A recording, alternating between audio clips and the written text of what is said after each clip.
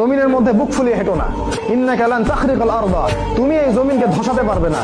ওয়ালান তাবলুগাল জিবালা তুলা, আর পাহাড়ের উচ্চতায় কখনো পৌঁছাতেও পারবে না। কি কথা! জমিনে অহংকার করে হেঁটো না বুক ফুলিয়ে, কারণ তুমি এই জমিনটাকে ধসাতে পারবে না, আর তুমি পাহাড়ের উচ্চতায় কখনো পৌঁছাতে পারবে না। সূরা বনী ইসরাঈল পড়ে দেখেন। শোনেন, আল্লাহ পাক আপনার মনের কথা জানেন, আপনি কোন কাজ কোন উদ্দেশ্যে করছেন আল্লাহ পাক জানেন।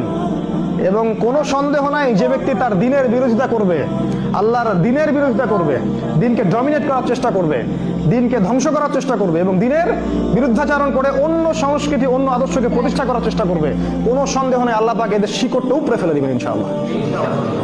এটা আল্লাহর দায়িত্ব। এটা আমরা কোনো ব্যক্তি যদি নাও করে, এটা আল্লাহ নিজেই করবেন ইনশাআল্লাহ। সূরা তওবা পড়ে দেখেন, আল্লাহ বলেছেন তারা কি দুইটা শাস্তির একটার জন্য অপেক্ষা করছে? হয় আমি মুমিনদের হাত দিয়ে ওদেরকে শাস্তি দেওয়াবো, না হলে আমি নিজেই ওদেরকে শাস্তি দিব। সাহাবীরা বলতেন এই যুগে কি মানুষের বিবেক চলে যাবে? নবীজি বলতেন এই যুগের মানুষগুলো হবে আবর্জনার মতো।